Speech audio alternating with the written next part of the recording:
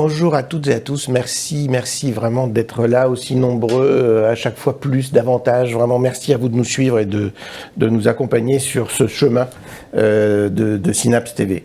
On a l'habitude, depuis que cette chaîne est lancée, autour de la santé mentale, d'évoquer des sujets comme le stress, l'anxiété, la charge mentale, la dépression et tout ce qui, évidemment, alimente la santé mentale. Il existe une réalité pénible, souvent empreinte au tabou, au non-dit, et qui malheureusement traverse absolument toutes nos vies, c'est le deuil. Perdre quelqu'un, c'est perdre bien plus qu'une présence. Ça va beaucoup plus loin, évidemment. C'est perdre, évidemment, des repères, des projets que l'on pouvait avoir, et parfois une partie de soi. Et pourtant, il va falloir essayer de continuer à vivre en peut-être taisant cette souffrance qui peut évidemment surgir après ce deuil ou après la perte d'un être qui nous était cher. Comment en parler ? Comment en parler quand on est soi-même touché ? Comment en parler quand on est en interaction avec des personnes endeuillées? Qu'est-ce qu'on peut dire? Qu'est-ce qu'on ne peut pas dire? Tout ça est très subjectif et tout ça est très difficile. Et c'est toujours évidemment une épreuve que d'être confronté à cette réalité. Alors, dans un premier temps, et vraiment, c'est extrêmement sincère et c'est pas pour rien que je dis ça. Merci à nos deux invités d'être là. Salomé Ivanov, merci. Bruno Gibert, merci vraiment d'être là. Bruno, je ne vais pas partager le message que nous avons échangé, mais votre message était tellement touchant. Je sais à quel point c'est difficile pour vous deux de venir nous faire part et de partager en public ce qui n'est pas une mince affaire. Vous vous en doutez, vous qui êtes derrière les écrans, c'est une épreuve supplémentaire, mais qu'ils font volontiers pour partager avec nous, avec vous, comment ils ont pu continuer à avancer malgré le deuil qui les a touchés. Alors, retrouver un souffle, un rythme, une place dans le monde. Autrement, comment on va faire? J'ai évidemment à côté de moi mes éternels acolytes. Merci d'être là. Merci Alix, David, merci beaucoup. Delphine, merci à toi d'être présente. Et Emmanuel, bien sûr, merci d'être là. C'est une émission assez émouvante que l'on va démarrer. J'ai toujours pour habitude de donner quelques chiffres. Ils sont évidemment accessibles à tous, mais ils montrent bien que, par exemple, les Français, face au deuil, 47% des Français endeuillés déclarent avoir augmenté la consommation de médicaments. 44% celle de l'alcool et du tabac, entre autres. Près de 6 personnes endeuillées sur 10 déclarent avoir souffert d'épisodes dépressifs. 8 sur 10 disent avoir ressenti un épuisement avec des douleurs physiques et évidemment psychologiques. On dit aussi que le trouble du deuil prolongé pourrait toucher entre 10 et 30% des adolescents et enfants endeuillés selon évidemment les contextes. Ça montre clairement que c'est une étape qui doit se jouer seule, évidemment, puisque on doit faire face nous-mêmes à cette difficulté liée au deuil, et c'est un enjeu de santé publique avec des dimensions absolument multiples, psychiques, sociales, économiques, etc. Alors, dans un premier temps, on accueille Salomé Ivanov, je vous l'ai dit, elle est parmi nous, merci beaucoup. Salomé, vous êtes, je crois, attachée clinique, chercheuse, c'est ça? Attachée de recherche clinique. Exactement. Vous allez nous en dire un peu plus. Je crois que vous avez 27 ans. 25, tout va bien, on va y aller doucement.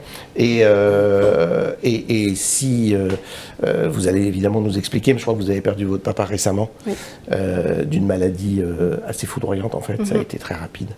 C'est ça. Donc merci d'avoir accepté de partager ce moment avec nous. Est-ce que vous pouvez nous expliquer, si possible, un petit peu ce qui s'est passé depuis merci à tous de m'accueillir aujourd'hui. Donc effectivement, j'ai perdu mon père il y a 1 an. Pour mettre un peu de contexte, mes parents ont divorcé quand j'avais 10 ans et ma mère est partie à l'autre bout du monde, elle a refait sa vie et j'ai vécu seule avec mon père, donc à partir de l'âge de mes 10 ans. J'ai 2 frères et une sœur du côté de mon père, issus d'un premier mariage, mais qui sont plus âgés, donc qui vivaient de leur côté au moment où mes parents se sont séparés. Et c'était vraiment donc lui et moi pendant 10 ans. Ça nous a énormément rapprochés, on avait un lien très fort, même fusionnel. On se comprenait presque sans parler, c'était vraiment mon confident, je passais mon temps avec lui. J'aimais être avec lui, je parlais de lui en disant que c'était mon meilleur ami, mon pilier. Voilà, une relation exceptionnelle. Et donc 6 mois avant son décès, on lui a diagnostiqué un cancer. Donc c'était un sarcome d'emblée métastatique au niveau des poumons. Et donc, comme Marc l'a précisé, je travaille en recherche clinique et je suis spécialisée en oncologie. Donc j'étais assez familière avec cette maladie, ce que ça implique, l'état de santé du patient, quelles sont les espérances de vie. C'est quelque chose qui m'a directement touchée, puisque j'avais une énorme conscience en fait de cette maladie. Est-ce que c'est bien de savoir finalement? Honnêtement, je ne suis pas sûre. Je suis pas sûre. On perd un peu espoir. Bon, évidemment, puisque c'est notre proche, il y a toujours une part d'espoir. Mais on a quand même les pieds sur terre. Et puis, c'est mon métier. Donc, en fait, je vois tous les jours des dossiers de patients qui n'avaient pas forcément ce type de cancer, mais tout de même un cancer métastatique également, au poumon éventuellement. Et on voit ce que ça donne. Donc non, je pense pas que ce soit vraiment bénéfique à ce moment-là. Bien sûr. D'être si proche de...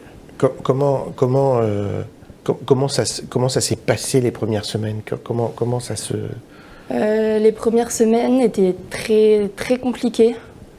Très compliquées. Heureusement, j'étais entourée. Je pense que c'était vraiment ce qu'il me fallait, ne pas être seule, être entourée, rester active, continuer à faire ce que je peux, sortir, voir mes proches, ma famille, mes amis. Mais je pense que les premières semaines sont très compliquées. Je ne sais pas si je dirais que ce sont les plus compliquées, puisqu'on est un peu dans une période peut-être de déni où on ne ressent pas encore le manque. C'est une nouvelle vie, on ne sait pas encore ce que c'est de vivre sans la personne qu'on a perdue. Donc c'est déboussolant, on ne sait pas exactement ce qui se passe. Et je dirais que c'est après que vraiment le manque s'installe et qu'on prend conscience de ce qui s'est passé. Petit à petit? Oui. D'accord. Comment l'entourage réagit à ce moment-là? Comment on peut mesurer sur qui on peut s'appuyer Globalement, l'entourage réagit plutôt bien. J'ai une grande famille, j'ai des amis qui ont été très présents pour moi. Je pense par exemple à ma sœur, dont je suis très proche. Et par exemple, ce rituel que j'avais d'appeler mon père tous les jours, je l'ai basculé avec ma sœur parce qu'en fait, c'était la personne la plus proche vis-à-vis de mon père et vis-à-vis de moi.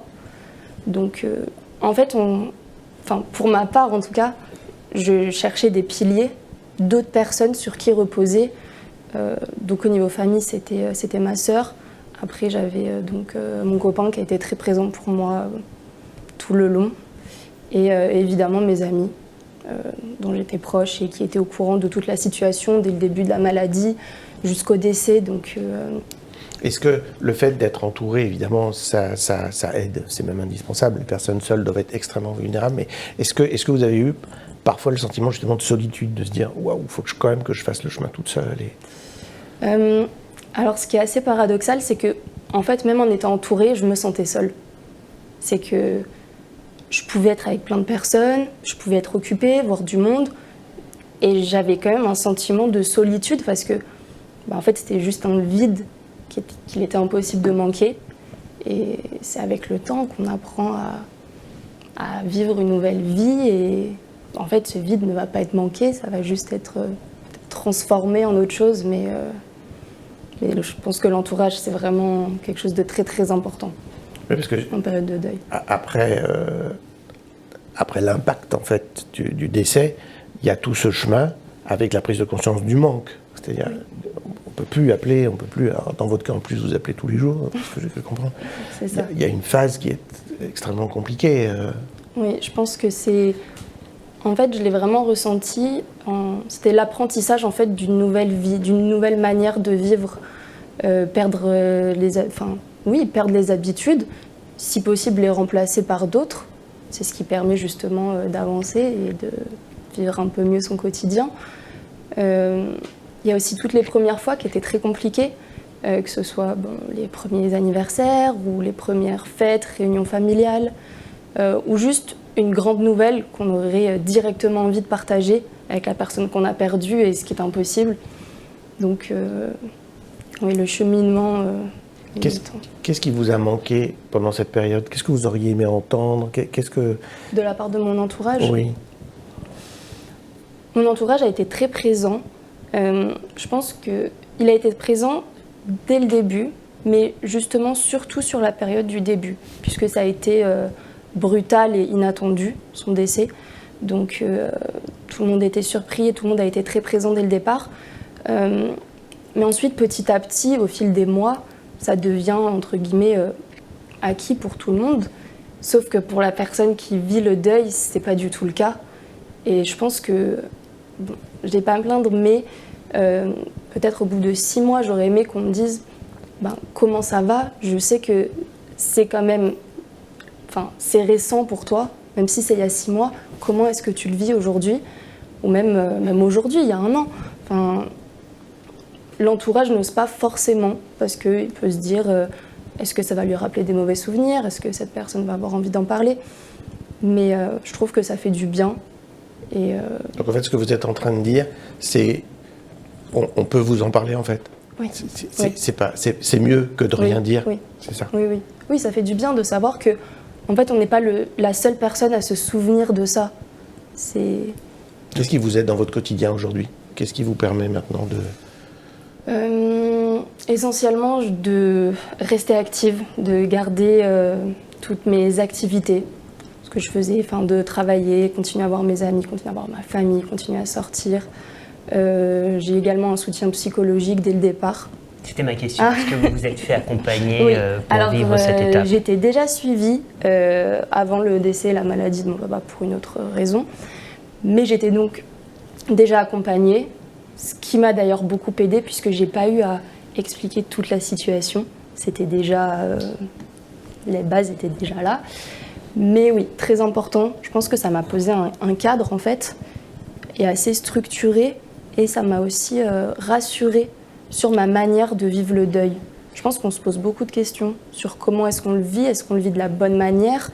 Est-ce que... Puis peut-être, excuse-moi, trouver l'explication des phases par lesquelles vous passiez, parce qu'on parle des étapes du deuil. Est-ce qu'on doit toutes les franchir? Est-ce qu'il y en a qui sont plus longues que d'autres? En tout cas, puisque vous étiez accompagné, vous avez au moins eu cette trame qui vous rassurait. Ouais. C'est ça. En fait, c'est vraiment un cadre et je pense que c'est rassurant de savoir que... on le vit de manière tout à fait normale. Et si on se pose des questions, c'est justement l'occasion d'en parler, en fait, l'occasion d'avoir nos réponses. On peut en parler à notre entourage, mais ce n'est pas du tout le même ressenti que d'en parler à un spécialiste. Alors justement, c'est intéressant. Pour ceux qui nous regardent, même si on l'a compris, c'est quelque chose d'extrêmement subjectif et que chacun va vivre son deuil à sa façon. Qu'est-ce que vous auriez envie de transmettre? S'il y avait 2-3 choses qui vraiment sont importantes pour vous? Au risque de me répéter, mais vraiment, il faut ne pas hésiter à solliciter son entourage et à s'appuyer sur tout ce qu'on peut trouver, que ce soit nos amis, la famille, ou même si par exemple le travail, ça nous aide à oublier, se mettre à fond dans le travail. Peu importe, mais vraiment s'appuyer sur ce qu'on peut. Et je recommande pour ma part le soutien psychologique qui aide vraiment beaucoup. D'accord, merci. Vous restez avec nous, c'est important. On est en 2025, on est dans l'ère du numérique, du digital, etc. Alix, je me tourne vers toi. Ça donne quoi sur les réseaux, Alors, en plus, vous êtes assez jeune, donc je pense que vous avez déjà dû voir ça aussi passer sur les réseaux sociaux. le deuil, les jeunes ont une autre manière maintenant, de nouvelles méthodes de parler de deuil. Ils ont clairement fait évoluer notre rapport au deuil. Évidemment que j'avais déjà vu passer ces tendances, notamment sur TikTok. Aujourd'hui, le profil d'un proche, je parle vraiment d'un profil réseaux sociaux, c'est devenu presque un espace de mémoire, un lieu d'hommage, parfois même un journal de deuil collectif. Alors ça peut choquer, mais c'est vraiment ce qui se passe. Certaines plateformes comme Facebook ou Instagram permettent désormais de mémorialiser un compte, de le transformer en un espace figé où les proches peuvent laisser des témoignages, continuer de liker des photos ou juste commémorer. Alors, je comprends pas, mais pour la personne qui est décédée, c'est-à-dire qu'en fait, d'accord, donc Oui. le compte reste ouvert. Tout à fait, on peut laisser le compte ouvert, c'est d'ailleurs une option que je peux même moi déjà choisir. Si je serais amenée à décéder, je peux choisir de léguer mon compte à quelqu'un qui puisse le gérer. Donc bon, c'est une bonne question à se poser, hein, finalement, sous cette trace Vous numérique. auriez aimé, Salomé Absolument pas. Absolument pas, d'accord, c'est Honnêtement, intéressant. non, Vraiment. bien que Je vous demanderai tout à l'heure, Bruno, évidemment, ce que vous en pensez. Mais... Non, du D'accord. tout. Alors, pour certains jeunes, c'est aussi un moyen de garder le lien. De dire ce qu'on n'a pas pu dire avant aussi. C'était aussi une double peine. On va pouvoir encore recevoir une notification. Alors, je sais que sur Snapchat, on a souvent la notification il y a 3 ans et on appelle ça un memories. Donc bon, ça peut être aussi une relation passée, hein. On peut aussi vivre le deuil d'une relation ou le deuil d'un proche. Donc ça peut paraître choquant, mais en tout cas, ça existe. Alors qu'est-ce qu'on en fait? Comment cette nouvelle génération la plus connectée de l'histoire, elle gère le deuil? Je vous propose de regarder un petit extrait vidéo que j'ai trouvé sur TikTok. Et je vous laisse réagir en même temps, voir ce que vous en pensez. Où on voit la personne bouger, cligner des yeux Oui, et presque faire un demi-sourire. oui, Alors il faut savoir que cette personne, elle est décédée et c'est un filtre d'accord. qu'on peut apposer sur cette photo pour faire revivre une personne. Donc ça, c'est TikTok qui le propose. D'accord. Donc faire revivre des photos de personnes décédées. Là, spontanément, l'émotion qui me vient, je trouve ça très angoissant. Donc, je sais pas ce que... Mais bon, ok. Bah oui, non mais je suis d'accord. On y trouve des vidéos hommages, des montages et même des filtres IA qui permettent de faire revivre ces photos. Donc un visage qui s'illumine, un sourire, une main tendue. J'ai une deuxième vidéo avec un autre filtre tendance. Regardez. Donc là, c'est carrément, on voit les personnes se faire un câlin alors qu'ils ne sont plus là. D'accord. Donc, je ne sais pas si ça vous choque, mais il faut savoir que ces vidéos, elles font des millions de vues. Ces filtres ont été repris des dizaines de milliers de fois. Donc, est-ce qu'on ressent peut-être vraiment un besoin collectif sur ces réseaux sociaux de partager la perte, d'en parler autrement? Ça pose quand même une question éthique. Jusqu'où on peut aller pour faire revivre la présence de quelqu'un? Tu pourras peut-être nous éclairer tout à l'heure là-dessus. Je vais essayer, mais Oui. c'est vrai que ça me paraît aussi très étonnant. Donc, je ne sais pas si c'est forcément sain de faire perdurer quelqu'un qui n'existe plus. Je sais pas, je trouve ça... C'est une forme d'hommage ou peut-être une illusion de faire revivre quelqu'un qui n'est plus là. Alors est-ce qu'on pourrait parler d'un déni de deuil ou de créativité? Là, la frontière, elle est sûrement très fine. Donc on va retrouver des podcasts, des documentaires, des textes, des projets artistiques autour de ce deuil sur les réseaux sociaux. Là où avant on allumait une bougie, aujourd'hui on va faire un TikTok. Donc c'est une nouvelle façon d'apprivoiser l'absence. Alors, je pense que le numérique ne remplace pas les rituels du passé, du deuil, mais il en invente de nouveaux. Donc, on change notre rapport à la mort. Il révèle aussi quelque chose de profondément humain, c'est ce besoin de garder le lien, même quand la personne n'est pas là. Faire son deuil, finalement, à l'ère du numérique, c'est accepter que les traces restent, mais que le souvenir, lui, continue d'évoluer. Je ne sais pas ce que vous en pensez sur le plateau. Parce que, Est-ce que c'est une étape pour faire son deuil, mais qui devrait peut-être pas durer dans le temps? Voilà, on sait que ces étapes, elles peuvent être plus ou moins longues selon les individus. Est-ce que c'est juste... Et tu parlais de déni. Le déni, c'est une étape, au même titre que la colère, tout ça. Mais combien de temps ça dure? Oui, puis c'est différent de regarder des photos et de se souvenir du passé et de justement repenser à des anecdotes, à des choses qui ont pu se produire. Et finalement faire perdurer quelqu'un sous forme d'hologramme qui n'existe pas, donc qui n'a pas de réalité, juste peut-être pour pour se rassurer, mais je ne suis pas persuadée que ça facilite tant que ça Bien le sûr. deuil.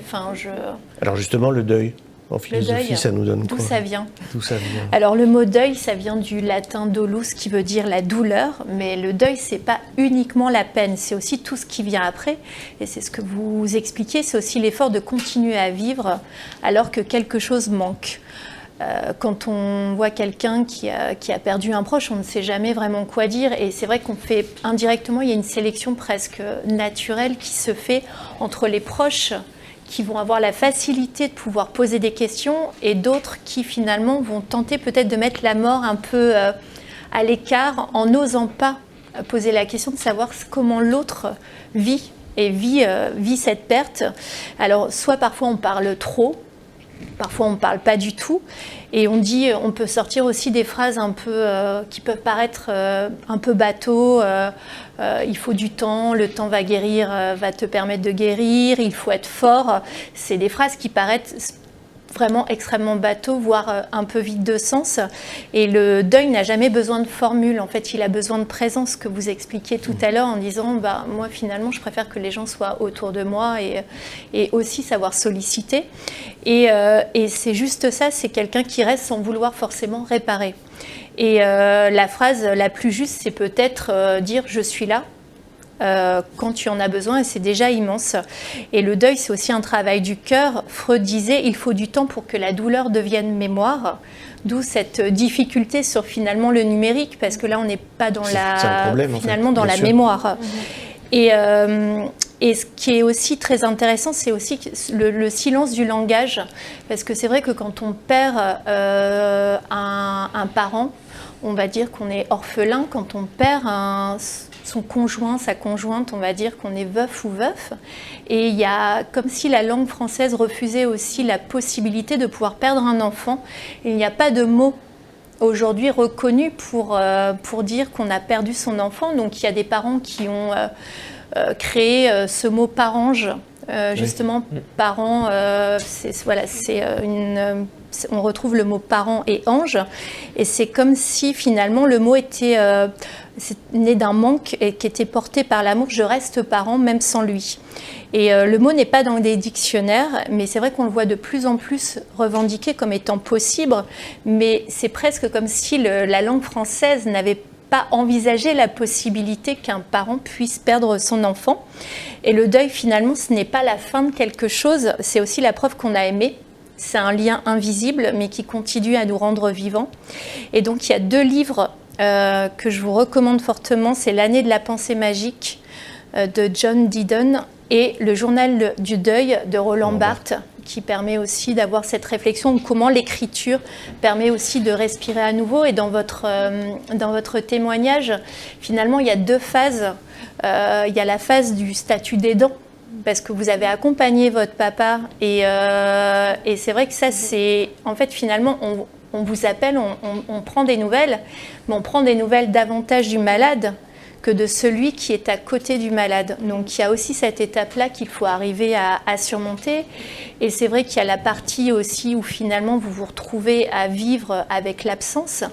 Et la société est faite non-stop de rappels pour vous dire il y a des papiers à remplir, il y a l'administration qui sollicite même parfois plusieurs années après sur des papiers à pouvoir fournir, et il y a aussi l'entreprise, évidemment je me tourne du côté d'Emmanuel, où l'entreprise va quantifier finalement presque la douleur en justifiant le nombre de jours dont on peut avoir besoin par rapport à la proximité et au lien qu'on va avoir. Mais finalement, est-ce que c'est ce lien, je ne vais pas dire hiérarchique, mais ce lien filial qui doit justifier du nombre de jours dont on a besoin? Ben oui, mais on va en parler, bien sûr, on va en parler avec Emmanuel tout à l'heure.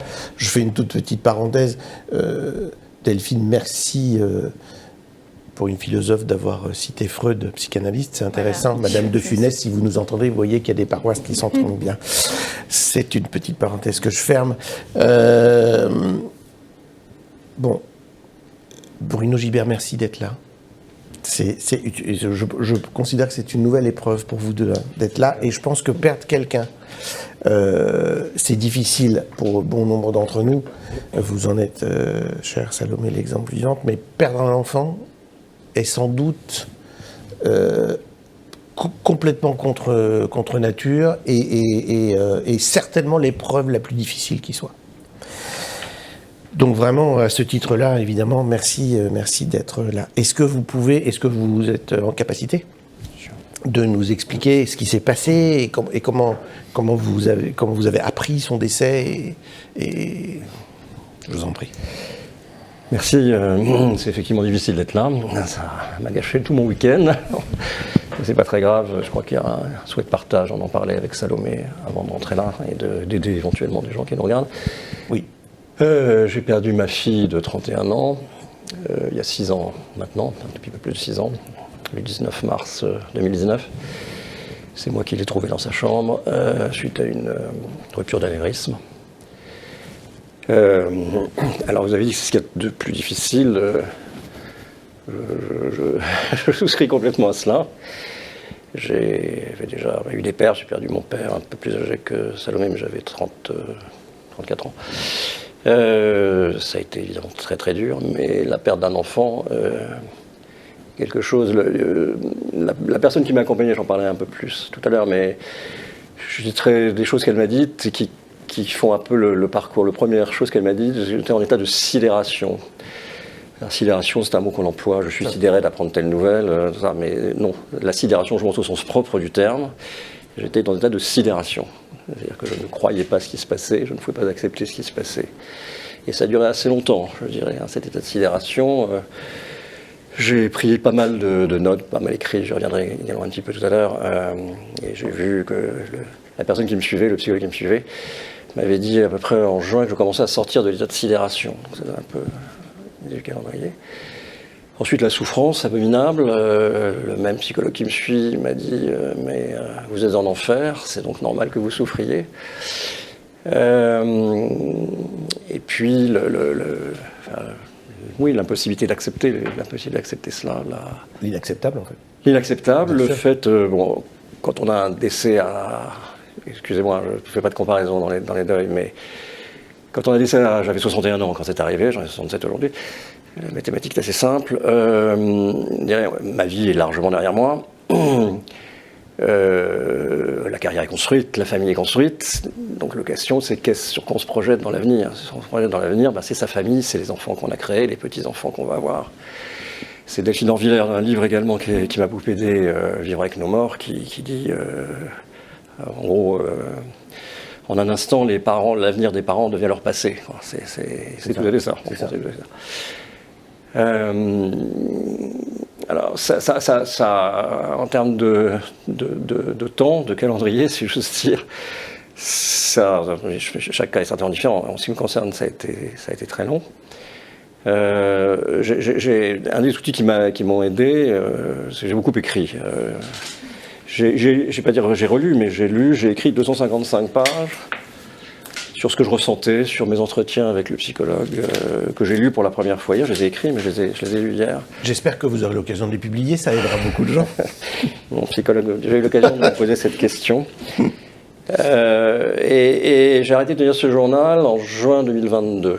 Donc ça fait 3 ans et demi pour... Alors les mots sont très compliqués aussi quand on perd quelqu'un, parce que aller mieux, et le même psychologue m'avait dit, mais Bruno, vous venez me voir pour aller mieux. Parce que j'avais une culpabilité d'aller mieux. Quand je commençais à aller mieux, je ne me sentais pas bien. Donc, et puis j'avais pas l'impression qu'on me disait c'est une maladie dont on guérit. C'est intéressant. C'est pas une maladie dont on guérit. Enfin, on n'a pas envie d'en guérir d'ailleurs. Et d'ailleurs, on aime sa souffrance, je pense, parce que sa souffrance nous laisse penser que la personne est toujours avec nous. C'est ça. Donc oui, c'est vraiment extrêmement dur. J'en hurlais la nuit pendant longtemps. Mais ça a été foudroyant, c'est-à-dire qu'il faut aussi expliquer, oui. sans pour autant... On entend des personnes endeuillées qui disent oui, mais on l'a accompagnée, et puis finalement, à la limite, c'est presque mieux pour la personne parce qu'elle n'aura plus à souffrir. Mais c'est pas du tout ce qui s'est passé. Non, ma fille était très très bien. Elle a eu des problèmes divers et variés que je n'entrerai pas ici, mais elle était vraiment très bien dans sa peau, très bien dans sa vie. Elle avait beaucoup voyagé, elle travaillait dans les ONG, elle aimait aider les autres. Elle s'était rebasculée sur la France, qui me faisait plaisir. Je l'avais laissée, évidemment, parce que j'ai pas le choix, mais je l'avais laissée aller partout où elle voulait aller. Philippines, Amérique latine, au Congo, etc. Et elle s'était recentrée sur Paris. Elle avait la trentaine, elle vivait une trentaine, elle avait un groupe d'amis, elle avait trouvé un job dans la LADI, une organisation internationale que vous connaissez sûrement, finançant de projet. Elle était vraiment extrêmement bien dans sa vie. On avait dîné ensemble le 7 mars. Et le 19 mars, une de ses amies me téléphone en me disant j'avais rendez-vous avec elle, j'arrive pas à la joindre. Donc je fais de la moto, j'aurais pu la rejoindre en même temps que j'allais la rejoindre, si j'ose dire, à tous les sens du terme, parce que j'ai traversé Paris en moto assez rapidement, je dirais. Et alors j'avais une clé mais qui n'ouvrait pas bien la porte, et bref, j'ai fini dans les pompiers ont enfoncé la porte, et j'ai trouvé ma fille dans son lit, décédée. Voilà, donc ça a été effectivement... Donc comme ça. Extrêmement brutal, oui, comme ça, voilà, dans son lit. C'est d'autant plus difficile, quand il y a une double peine, en fait. Oui, je m'y attendais pas du tout, vraiment pas du tout. Donc ça a été... voilà, donc, Vous parliez de l'effet de sidération, qui effectivement... parce que là, on prend un avion en pleine tête, là, je pense que c'est... Delphine, Sidération, ça vient des astres. Sidou, c'est finalement être frappé presque par la foudre, en fait. C'est une définition qui a évolué au fil du temps pour justement essayer d'exprimer une douleur qui était extrêmement forte, qu'on n'arrivait pas à décrire avec les mots, d'où cette notion de sidération, mais initialement c'est cette notion d'être frappé par la foudre, par quelque chose qui est plus fort que ce qu'on pourrait supporter. D'accord. C'est exactement ça. C'est pour ça que ce mot m'avait, quand mon psychologue m'a dit ça, m'avait... est-ce que la définition que vous en dites colle tout à fait à ce que j'ai ressenti. Donc il y a un moment où finalement le monde s'écroule, j'imagine. Le monde s'écroule, plus rien n'a de sens. Il n'y a plus de but, surtout comme je fais le retour sur ce que je disais tout à l'heure, les buts dans la vie, pourquoi est-ce qu'on vit, et puis comment retrouver une envie de faire quelque chose. Alors j'avais une chance, c'est que j'avais eu un petit-fils de mon autre fille. Ma fille qui est décédée, Charlotte, n'était pas mariée, n'avait pas d'enfant. J'ai une autre fille qui était sa cadette, qui est toujours... Enfin, oui, ok, ça, bref. J'ai une autre fille qui est mariée, j'ai eu un petit-fils quelques mois avant que ma fille ne disparaisse. Et ça m'a effectivement donné au moins un but, si vous voulez, la perspective d'un but. Parce que, bon, clairement, on a envie d'en finir aussi. Hein, ça vous a traversé l'esprit? Oui, ça m'est venu à plusieurs reprises. Oui. Ma femme m'a déjà retrouvé devant une fenêtre en train de pleurer. Voilà. Mais donc ça joue sur plein de niveaux, bien entendu. Mais cette question de finalité, de trouver un but dans la vie, d'être là pour quelqu'un. Alors ce qui m'a aidé, c'est évidemment ma femme. Ça a été compliqué aussi, hein, pour elle, pour moi, pour nous, pour comment ça marche.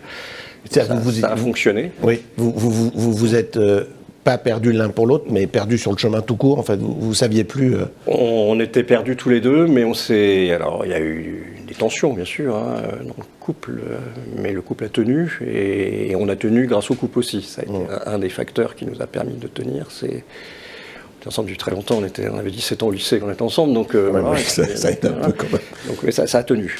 Ça a tenu dans des difficultés importantes. Donc ça a été vraiment un facteur. Le fait d'avoir mon petit-fils, d'avoir mon autre fille, mon petit-fils. Le fait, et ça, ce qu'a dit Salomé, j'y souscris complètement. D'ailleurs, je pense que c'est... je ne vais pas classer les facteurs, mais moi aussi, j'étais, pour d'autres raisons, je connaissais déjà un psychologue, et heureusement d'ailleurs. D'ailleurs, c'est une des personnes que j'ai appelées quand j'étais en train de hurler dans le couloir de l'appartement de ma fille. Il m'a accompagné, il m'accompagne toujours un peu d'ailleurs. Pendant plus de 2 ans, j'allais le voir 3 fois par semaine. Et j'avais l'impression, si vous voulez, c'était pour moi, ces visites, c'était un peu comme les pierres pour traverser une rivière. Chaque semaine, ces rendez-vous étaient les pierres qui me permettaient d'arriver à la fin de la semaine. C'est ce que David disait tout à l'heure, espèce de chemin. Ce chemin qui est nécessaire, mais voilà, et chaque semaine, c'était un pas supplémentaire et une avancée sur ce travail. Ouais. Et donc ce psychologue m'a indiqué les 2 choses que je vous disais, sur la sidération et sur l'enfer dans lequel j'étais. Et il m'a dit une 3e chose qui s'est avérée juste, même s'il a fallu pas mal de temps pour y arriver. Il m'a dit que je retrouverai une façon de vivre, je retrouverai un équilibre. Il y aura bien sûr un avant, un après, mais il m'a dit, mais le chemin sera possible. Ce qui est exact. J'ai retrouvé un équilibre. Alors, comme je disais tout à l'heure, les mots sont compliqués, aller mieux, etc. On ne guérit pas de la mort d'un enfant ou de la mort d'un père ou de la mort... mais on retrouve un équilibre. On apprend à vivre différemment, on apprend à avoir des joies, on a toujours ça... Quand j'ai relu ces 255 pages hier, j'étais même moi-même un peu stupéfait de dire des choses que j'ai déjà un peu mises derrière moi, si vous voulez. Hein. C'était la première fois que vous relisiez vos Oui, notes. absolument. Oui. J'ai ça écrite donc au fil, et ça, c'est quelque chose qui m'a beaucoup aidé aussi. Mon psychologue m'avait un peu conseillé de faire ça, puis j'aimais écrire, donc j'ai fait ça. Et ça m'aidait d'écrire. Avant d'aller voir mon psychologue, quand j'avais des pensées, je les couchais, de façon à pouvoir en parler, de façon structurée quand je le voyais. Ce qu'il m'avait dit après, je réfléchis, il m'avait dit, j'écrivais ce que ça m'inspirait. Et j'ai fait ça, effectivement. Alors, c'est intéressant, d'ailleurs, je me suis amusé à faire ça hier. La première année, j'ai écrit 140 pages, je crois.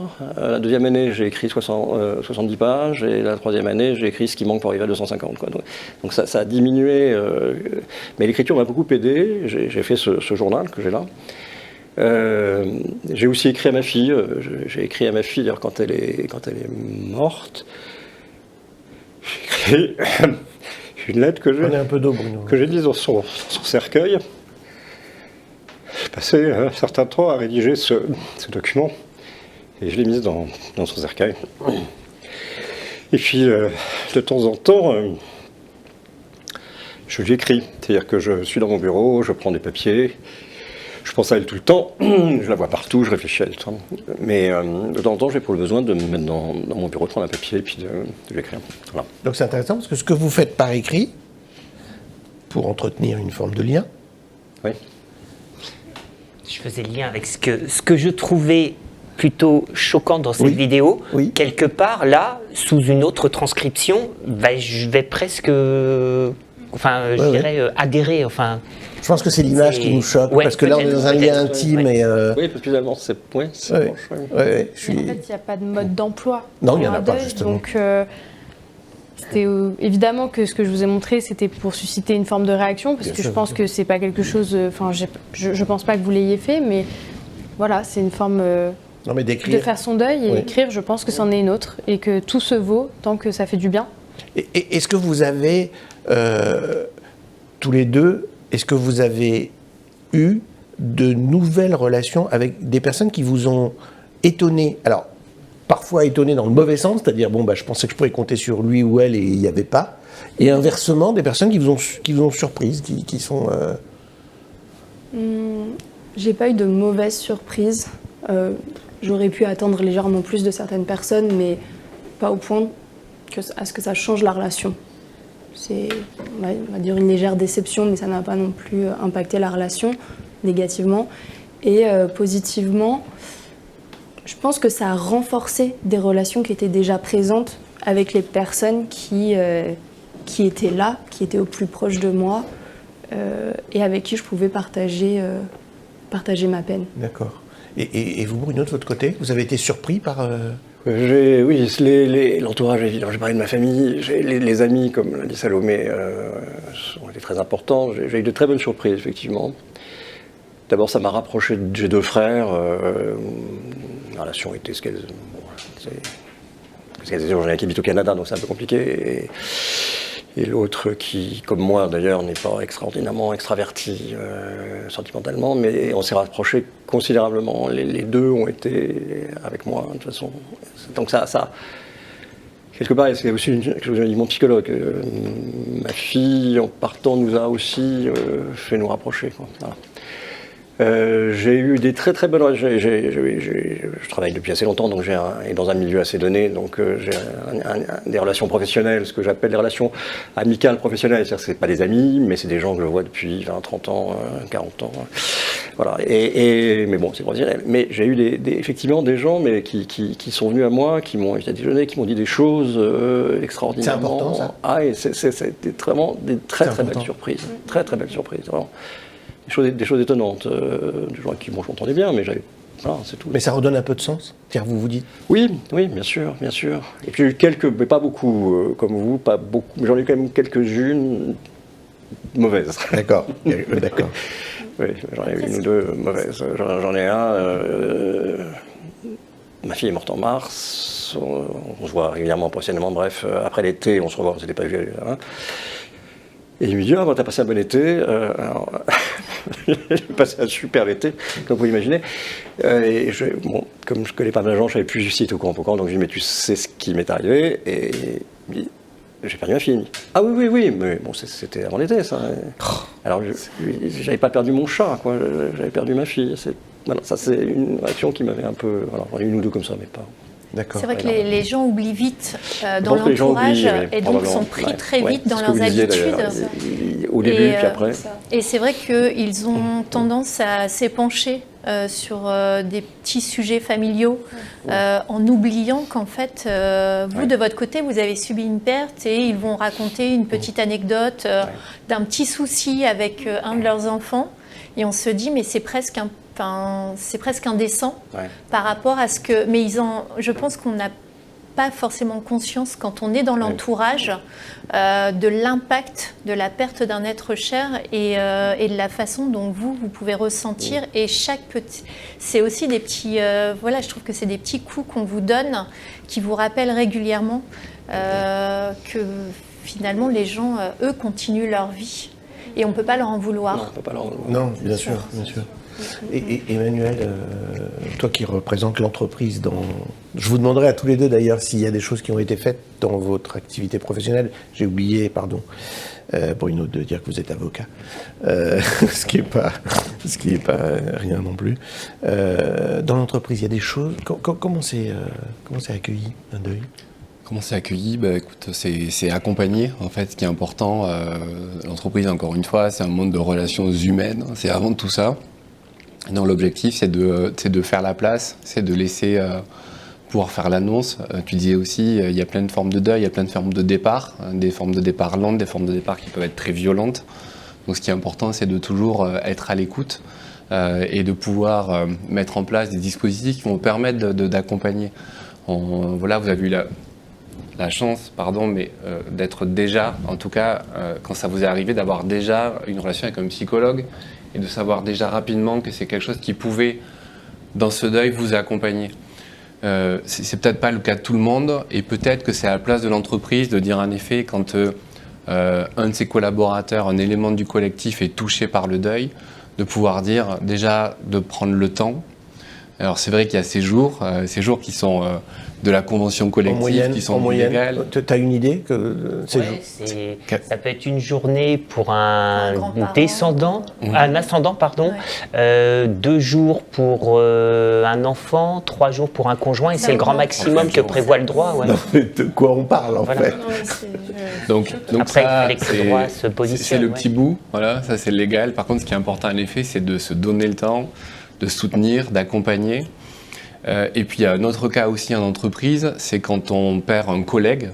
En effet, on a ces collègues qui perdent des membres de leur famille, mais c'est quand on perd un collègue, et c'est là où évidemment que le soutien en entreprise il prend peut-être encore plus de sens.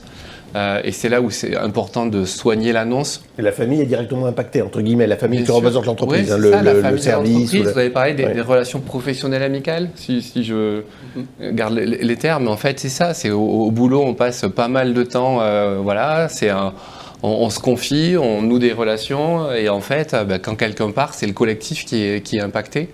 Donc c'est important, ce collectif, de le réunir, de dire ce qui se passe. Et d'accompagner, de mettre en place là aussi une cellule de soutien psychologique, de dire que quelque chose se passe et va se passer dans la durée. Voilà, je crois que la fausse bonne idée, c'est de se dire on essaie d'apporter une solution rapide, de dire allez-y, écoutez, regardez, on a une solution que vous pouvez aller activer, mais c'est d'être dans la durée. En effet, et ça rejoint les 2 témoignages que vous nous avez partagés, qui sont extrêmement touchants, mais on voit bien ce besoin d'être accompagné dans la durée. Et donc un collaborateur, un collègue qui est parti, en fait, il ne faut pas hésiter aussi à rappeler sa mémoire, à parler de lui. Il s'agit, encore une fois, chacun vit un deuil à sa façon, c'est très personnel, mais je crois qu'il ne faut pas hésiter aussi à se rappeler des moments, parce que c'est aussi l'occasion de se dire que dans la durée, on va avoir des moments où on va avoir besoin d'être accompagné. Chacun a un cheminement, une vitesse de cheminement qui lui est propre. Et donc c'est important, je pense aussi d'entreprise, voilà, d'être présent au moment où ça arrive. Elles le sont. Et puis sur la longueur. Tu penses? Je pense que de plus en plus, les entreprises sont sensibilisées. J'aime à le croire. D'accord. Et justement, ce qu'on peut apporter à travers cette émission, à travers vos témoignages, ça peut renforcer justement ce besoin à la fois de parler de ce qui nous arrive et puis quand on peut mettre en place, de faciliter tout ça. Merci Emmanuel. Qu'est-ce qui s'est passé pour vous deux, Salomé, déjà, au moment où ça vous arrive? Ouais. Pour ma part, c'était assez particulier parce que je venais de joindre l'entreprise. Donc j'étais encore en période d'essai, j'étais en période de ce qu'on appelle onboarding. Donc j'étais encore en formation à ce moment-là. C'est quand même assez intimidant d'annoncer ça à son supérieur, son manager. Donc ça, c'est quand même une première étape. Et ensuite, au niveau de l'entreprise, bon, évidemment, moi personnellement, j'ai eu 3 jours.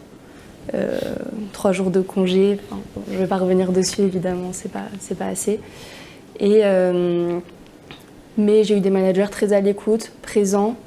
J'ai aussi un travail qui me permet d'être très souvent à la maison, donc faire du télétravail. Et ça a aidé, ça? Énormément. D'accord. Énormément. Un retour au bureau tous les jours ou trop souvent, je pense que ça aurait été très compliqué de devoir peut-être cacher ses émotions parce que j'avais pas forcément envie de partager ça avec mes collègues directement, qu'en plus je ne connaissais pas encore très bien. Donc, bien sûr. Donc ça m'a aidé d'être à la maison.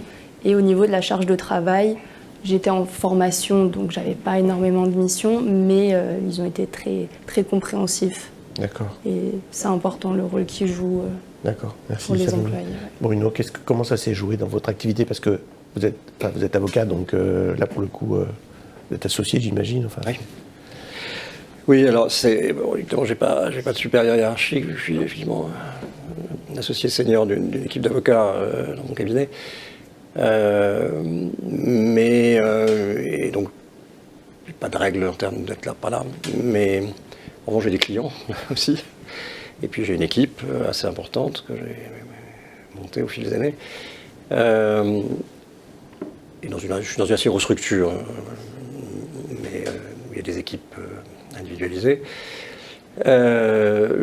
L'accueil a été extrêmement bon, je dirais. C'est-à-dire que toute mon équipe, on est très soudés par ailleurs, on s'entend très bien, ça fait 25 ans que je suis dans ce cabinet associé.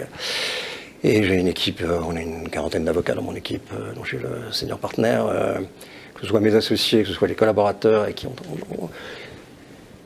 c'est un bon cabinet d'avocats, je veux dire. Mais je veux dire par là surtout, c'est un cabinet très humain, où les gens sont proches, les gens généralement rentrent, c'est pas mon cas d'ailleurs, mais ils rentrent assez jeunes, et ils font généralement une carrière dans le cabinet, sauf s'ils veulent aller dans l'entreprise, whatever. Donc on est plutôt, et ça a vraiment joué, Les gens ont été extrêmement proches, extrêmement attentifs. Mes clients ont également été, ce qui est presque mes patrons quelque part, c'est plutôt dans l'impression libérale, les clients qui sont les patrons, ont été également extrêmement, bon, là aussi, comme ça m'est arrivé, j'ai 61 ans, j'ai des clients anciens, avec qui j'ai des relations anciennes aussi. J'aurais été dans votre situation en arrivant, je comprends les difficultés, c'est pas tout à fait pareil. Oui, c'est pas ça. Ça m'est arrivé à un moment où, bon, comme je disais tout à l'heure, ma carrière est derrière moi, et puis les relations que j'ai soit avec mes équipes, soit avec les collaborateurs ou avec les clients sont... Donc vous avez été aidé, accompagné par... J'ai été notamment ce que j'avais envisagé, vu l'âge que j'avais, éventuellement d'arrêter de travailler, c'est quelque chose qui m'est venu assez... bon. Et outre mon psychologue qui m'a déconseillé de le faire, le managing partner du cabinet m'a déconseillé de le faire, mes associés m'ont déconseillé de le faire, et je ne l'ai pas fait d'ailleurs.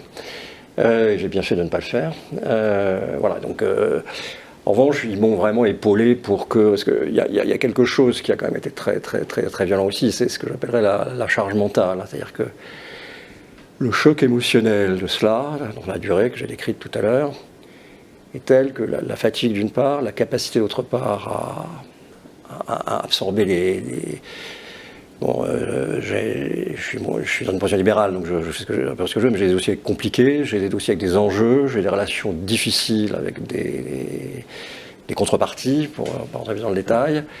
Et ça, c'est très dur en termes de charge mentale. Donc j'ai essayé de m'alléger au plus que je pouvais, et mes équipes, mes associés m'ont aidé à le faire, mes clients aussi. Et puis il a quand même fallu faire le job. Donc, et ça, c'est aussi quelque chose, à plusieurs reprises, j'ai été très précis. à plusieurs reprises, j'ai réussi à prendre sur moi pour évacuer, oublier ma fille, mon deuil pendant quelques heures, le temps de la réunion en question. Et en sortant, mais je me suis effondré dans la voiture d'un de mes associés qui m'a ramené du rendez-vous. Vous preniez sur vous et c'était trop, bien sûr. J'ai vraiment eu besoin pendant pas mal de temps d'alléger ce que j'appelle la charge mentale qui vous parle. Est-ce que si je vous demande comme à Salomé, qu'est-ce que vous avez envie de dire au public? C'est pas votre recette, parce qu'on a bien compris qu'il n'y en avait pas, qu'elle était très subjective, mais est-ce que vous auriez un message à transmettre, quelque chose que vous pourriez, qui serait vraiment important? Bon, je crois que le message essentiel, on l'a dit tous les deux, c'est d'être accompagné. Hein. Pour moi, c'est... Et alors là aussi, par rapport aux amis, beaucoup, et j'ai trouvé ça très bien, m'ont demandé, mais est-ce que vous êtes accompagné? Et j'ai trouvé ça bien. Et j'ai pas... Bon, voir des psychologues, on peut poser des questions, moi, franchement, ça ne me cause aucun problème. D'en parler à la télévision, j'en parlais avec mes clients, je suis accompagné avec un psychologue et je trouve ça très bien. Et je pense que dans la société d'aujourd'hui, ça passe quand même plutôt bien. Oui, des solutions comme le MDR. Je crois. Je crois que les gens intègrent ça. Il y a quelques décennies, je ne sais pas. Salomé, vous êtes d'accord? Je suis d'accord, et même à mon âge, c'est quelque chose qui s'est vachement démocratisé. Et c'est absolument pas une honte, et même on s'encourage entre jeunes à consulter si on ressent le besoin. Donc, Et des pratiques comme le MDR, parce que c'est vrai que c'est des choses qui sont courantes dès lors qu'on a subi un traumatisme extrêmement fort. C'est des pratiques qui permettent, qui sont recommandées dans des périodes de deuil de ce type. Vous l'aviez envisagé ou... Alors, mon psychologue l'avait envisagé parce que dans ce que Marc l'a rappelé tout à l'heure, il y a le fait d'avoir perdu ma fille. Mais il y a le fait d'avoir vu ma fille vu tout seul dans son lit. Voilà. Oui, parce que c'est vraiment une double peine. Là, vraiment, et j'ai une image que j'ai toujours en tête d'ailleurs, d'elle dans son lit. Et cette image m'a beaucoup hanté. Hein. Donc, et à un moment, le psychologue m'a parlé finalement de ce que vous évoquez, de cette technique EMDR. Et il avait pris contact avec une personne, j'avais pris rendez-vous avec cette personne.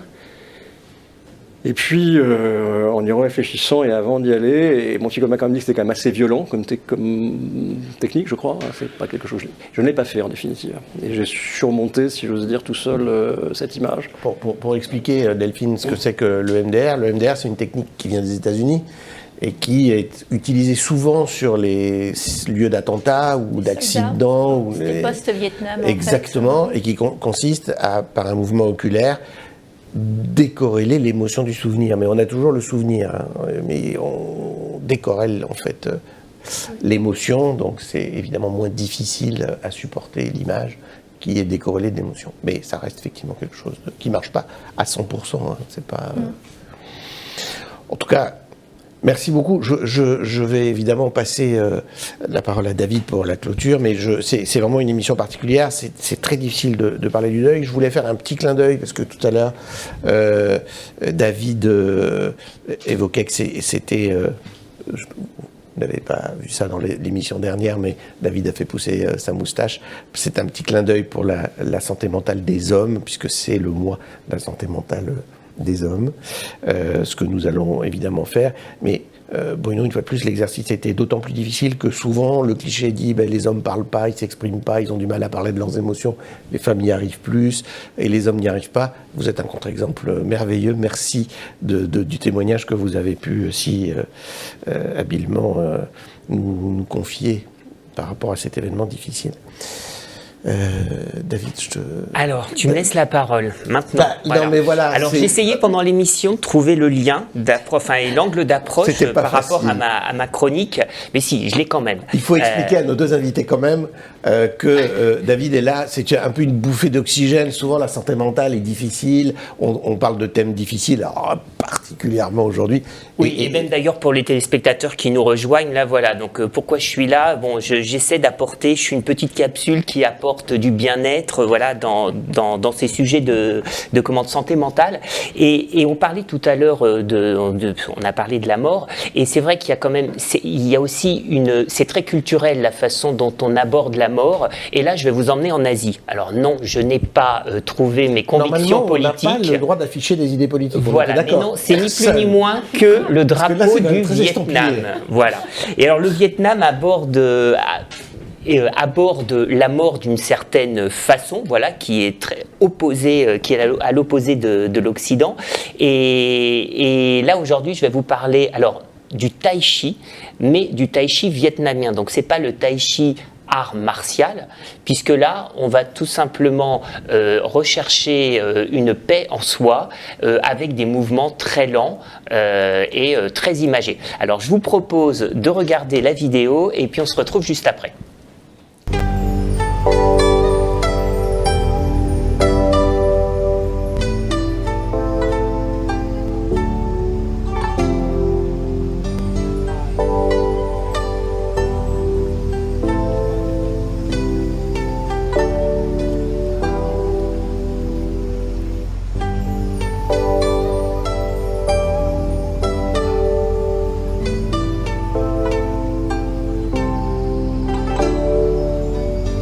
Pour pratiquer le tai chi, il faut toujours mémoriser les 3 règles de base. D'abord, c'est la liberté de l'esprit. En pratiquant, on est toujours à l'écoute de la nature afin de mieux sentir l'énergie céleste et l'énergie de l'univers. Deuxième base, il faut respirer profondément et doucement afin de mieux concentrer ça. Et donc ça va aider aussi pour la circulation sanguine. Et la dernière règle, c'est de toujours relâcher les muscles. On lâche les muscles, pas trop de tension. Oui, on garde le corps, mais comme ça. On relaxe. Se relaxe.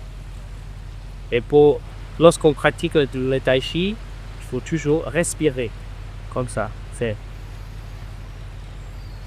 il faut bouger de droite à gauche et de gauche à droite. Mieux contrôler le chi.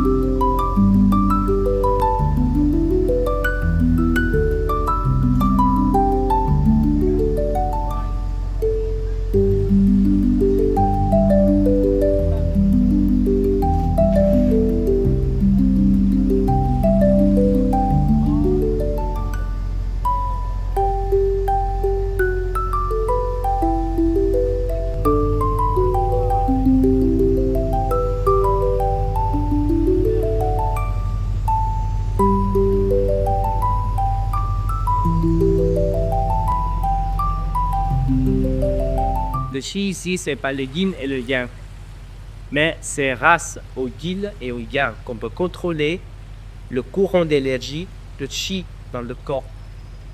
Et c'est le principe de tai chi. Et chi ici, ça veut dire l'énergie dans le corps. David. Voilà.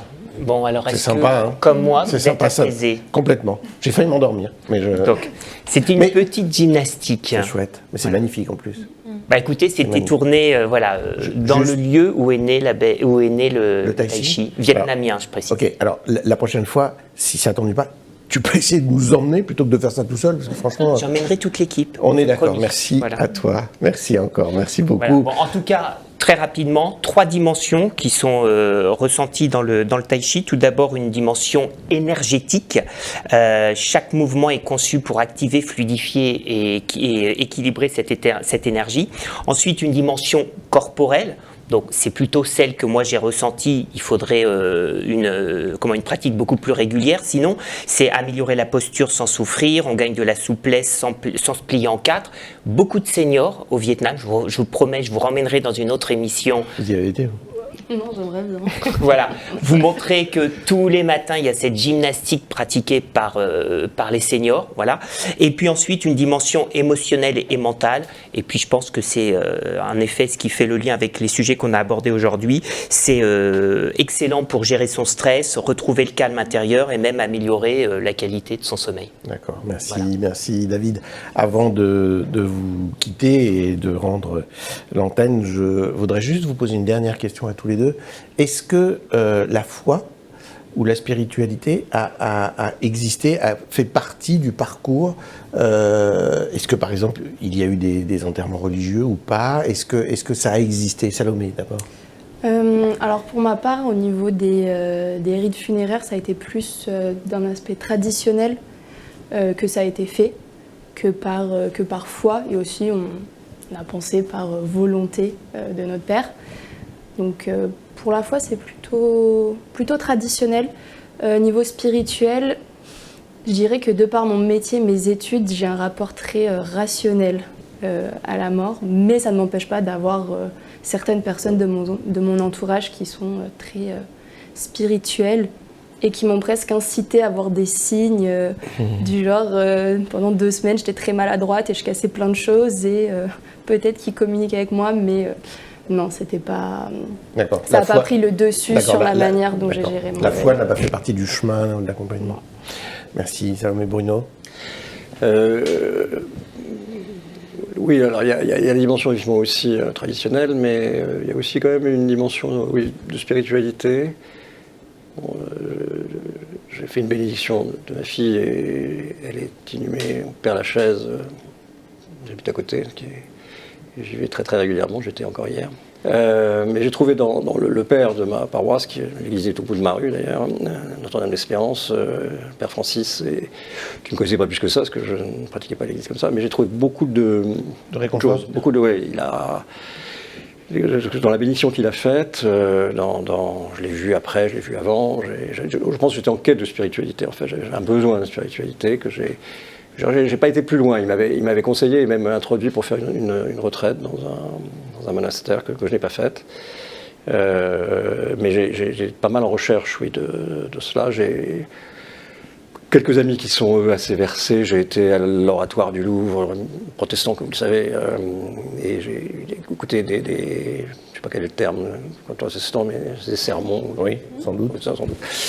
Extrêmement intéressant, extrêmement prenant. Et je vais de temps en temps, effectivement. Donc ça accompagne, oui, c'est un vrai rôle. Et puis différents livres aussi. J'ai parlé du livre de Delphine Orviller qui m'a beaucoup aidé. Un livre aussi qu'un de mes amis américains m'a donné, d'un rabbin aussi, parce que je ne suis pas d'origine israélite, mais c'est un rabbin qui s'appelle David Volpi et qui a écrit un livre qui est absolument remarqué, qui s'appelle Why Faith Matters. Pourquoi est-ce que la foi compte? Et pas par son nom, la foi israélite ou autre, mais la foi en général. Dans l'absolu, oui, vraiment très très bien. Oui, c'est intéressant pour les citer. Le livre de Laurent Godet aussi, que mon psychologue m'avait d'ailleurs conseillé de lire, qui s'appelle La Porte des Enfers, dont le titre est partiellement bien trouvé, et dans lequel, dans le cahier que j'ai pris, les notes que j'ai prises, il y a des pages entières, j'ai l'impression que c'était moi. Ce qu'il décrivait, j'ai l'impression d'être moi devant. Oui, non, mais c'est important pour ceux qui nous regardent que la foi peut aussi faire partie du chemin et qu'elle ne sert pas à rien, quoi. Donc, non, je ne trouve pas en tout cas. Bon, merci 1000 fois d'être venus, vraiment sincèrement, du plus profond de mon cœur. Merci à vous tous, merci chères chroniqueuses et chroniqueurs d'être parmi nous. Je voudrais, pour ma part, dédier cette émission à mon père que j'ai perdu il n'y a pas longtemps. Et je lui rends hommage ce soir en pensant à lui chaque jour. Merci à vous tous et à la semaine prochaine. On fait une émission un peu particulière la semaine prochaine parce que c'est pas une émission à thème, c'est une émission sur nous. On va vous parler de nous, de pourquoi nous sommes là, qu'est-ce qui nous motive, qu'est-ce que Synapse TV, qu'est-ce qu'on souhaiterait, etc. Donc si ça vous intéresse de nous connaître mieux, eh ben c'est la semaine prochaine. Merci à vous, belle soirée, à bientôt. Au revoir.